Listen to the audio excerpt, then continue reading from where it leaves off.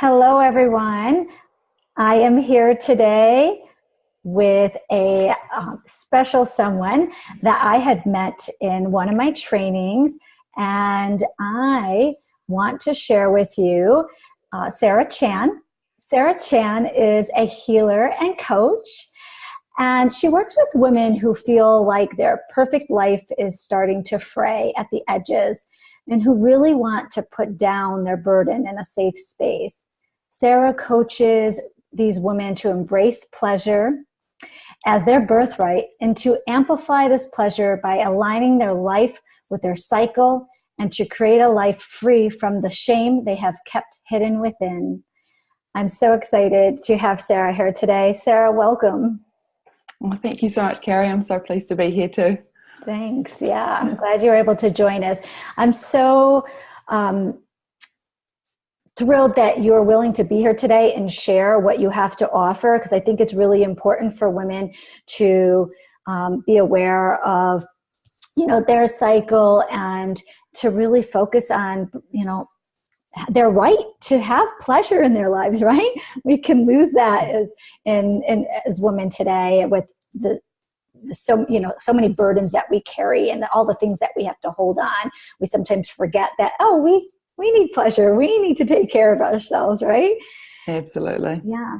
So I know, Sarah, that you are a mom as well. And I'm curious if you could share with us how you balance being a busy mom. Anything? It's such one of those loaded questions. Yes. Because some weeks I balance it so well, and then other weeks it's I've got to pull all my own lessons out over and over again. And I think there's lots of things. Like one is maintaining a healthy diet, because when you actually eat really well and you feel like your body's getting all that good food, it actually puts you in a much better headspace to handle when the kids aren't doing what you want them to do. Yes. Getting good sleep. But I think I was thinking about this yesterday and just how important listening to your body is. Because have you ever done that thing where your kids start to wind you up and then you check in with your own body and you realize that you need to go to the toilet, but you've been putting it off because you were busy doing something, and you're actually getting grumpy with your kids because you haven't looked after your own needs? Simply something like going to the toilet or having a glass of water. There can be some really, really simple things that when you do them, you actually parent much, much better. Because it's just, like I said, that really small thing that puts you into a better kind of place. Oh, I love that. I actually just posted about that. I did. Well, I was talking about anger. Is anger as a tool, and you didn't specifically say anger, but you know that feeling building, like you're getting irritable, you're getting grumpy, hangry, right? You're just like, it's building up, and I could feel it sometimes with the kids, and I realized, wait a second, mommy's needing something. Something is missing. Some need is not being met, and we need to use that as a tool that, okay, what needs do we need to take care of? So I even asked the question, how do you fill up your cup? Being mindful. I know. And the other interesting part of that actually is our energetics, because when we start to get into this place of, we might get angry and think like we want the kids away, often they feel our energy pushing them. And so then they start to come towards us. And that's when our stuff mounts and mounts, because we're like, I just need some space so I can deal with this.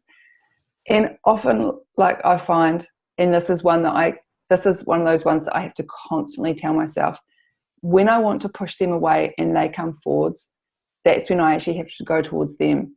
Because when I meet that need of, they're feeling obviously a bit unsafe or something, not that they could put that into words, but energetically they sense my desire to pull back. So if I go forward and meet that need, then I can step back and deal with my stuff.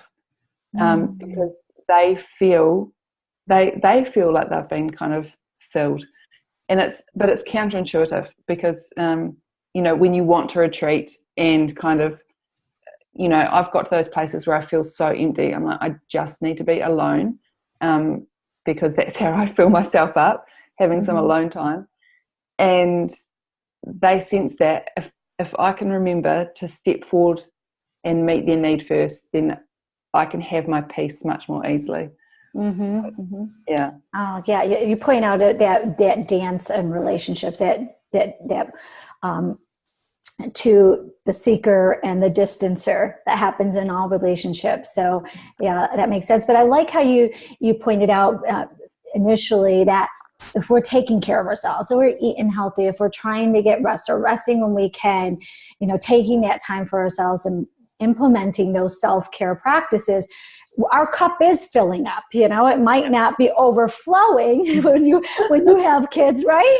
But we're not letting it empty out and get to nothing where we just cannot handle it. And sometimes we do, right? Sometimes we do, and we recognize that we have to do some filling up. But being proactive about that and filling up.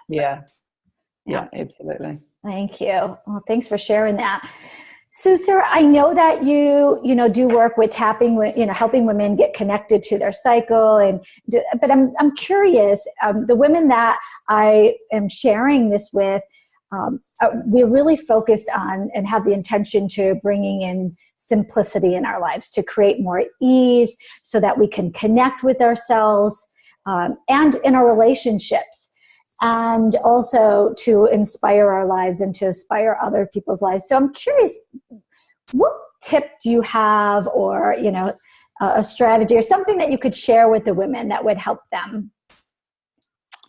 I would really say menstrual cycle awareness. So is just an absolute key to understanding yourself over the whole month. So many people kind of think their period is just that, it's just a monthly bleed, but you actually go through a whole cycle of energy and moods and desires. And when you start to track, and that's not just tracking when you're bleeding, that's tracking what your moods are doing, then you start to understand yourself and your responses to things a lot better, and you can understand how your energy, for example, over a month, you can imagine the first half of the month after your period finishes is almost like that inhale, that filling of energy, that coming outwards.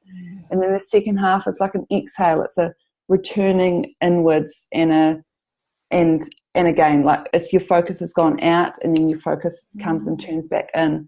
So even just knowing the way that your energy goes and your focus can go, and when you can kind of plan your life around that, it makes things a lot more simple. Oh, yeah. I love that. Yeah. Getting to the origin of who we are and just following that. There's nothing, I feel like nothing more simple or no better way to simplify our lives than that. I mean, that, balancing out that inhale and exhale. I mean, that's what I do all the time, but to bring it back to your cycle awareness in your body, and that's, I feel like the key to simplifying. That's awesome. And I think as well is that piece of trusting your body. I feel like culturally we've fed this message that we can't trust our body. Something like period pain, we'll quickly take a pill and get rid of that pain, as opposed to going, okay, what is this period pain telling me, or what is the moodiness telling me? And trust that your body, the moodiness or the pain, is actually a message, and just saying that's my body communicating. I need to trust it. And work from there as well. Yeah, using our own, inner knowing our body and what's going on as a tool. It informs us of so much, right? Just like I was talking about the anger before. That's awesome. Thank you, Sarah. I think this is really helpful. Now, if the women want to find out a little bit more about how to become more aware of their own cycle and more information about you and, and follow what you do, how could they reach you? So at the moment, my website's under development, so I'm just running solely from Facebook. So I've got a business page, which I'm assuming you can link.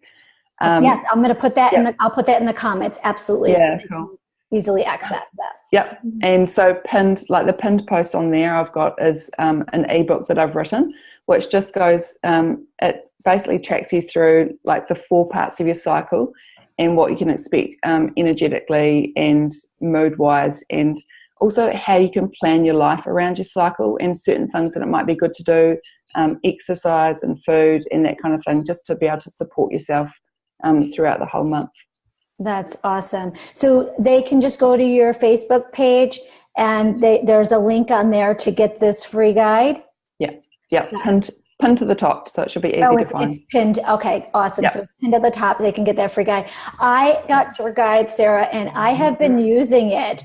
So I've been planning out my cycle, like planning in my calendar and using your guide to, I'd make little notes like what are good foods to eat, what are some activities to do, just to help me to get more familiar with all of that during the process. So this is definitely something, the ladies are going to want to tap into. I have one more question. So, a lot of the women that are going to be watching this are in relationships, have a partner or maybe married or a life partner. And how could this kind of awareness around their cycle help their relationship? So much. Basically because I think society tells us, and so many people still believe that men are very linear, pretty much the same every day, and we're kind of told we need to be the same. But we do, like I said, this whole change in energy throughout a month. So if your partner is aware of what your energy is going to be doing and how your moods might be changing over that month, they're going to understand you better, and they're going to be able to change kind of the expectations that they have of you and what you achieve. And it's even things like when they say, let's go out for dinner. Well, if it's just before menstruation, you might think that's actually a time that you want to stay at home.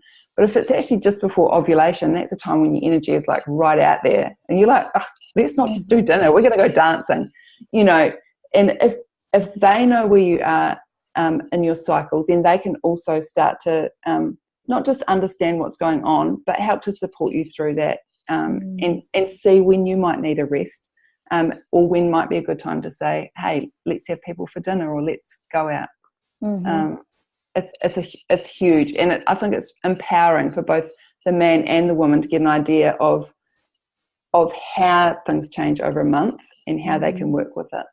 Oh yeah, I love that, because I think it takes out the that not knowing or that question of where your partner's at or why they might be doing the things that the expectations that we have of one another may be understood better when you have this kind of awareness. And I've always found, working as a couples therapist, that the men always wanted to fix the problem, right? But if they don't know what to fix, it could be frustrating. But if they understand where the woman is at in their cycle and what she may be needing at that time, it definitely helps with connection, but and it brings ease to a relationship. So I can see how that could be highly effective to do that. And by getting your guide, I think that helps the woman to really become aware of that, and she could share that with her partner. And that's what I say. Like the guide, while I've written it specifically for women, in the post that I wrote to my people, I said, share this with everyone, because men need this knowledge as well. Men need to know that we're not the same. I mean, they kind of know that, but it's empowering for men as well as for us. Yeah, absolutely. Sarah, I love the tips that you shared today and the information and the work that you're doing. This is, much needed. I wish I was more aware of my own cycle earlier in my life. I'm grateful that I have this awareness today, but I wish I had it earlier. So I am so glad that we're able to today share this with more women so they have access to it. Thank you for being here. I'm going to put your Facebook page in the comments, so if anyone wants to reach out to you, they will have a way to do so. Go get your guide on her Facebook page. It's pinned at the top.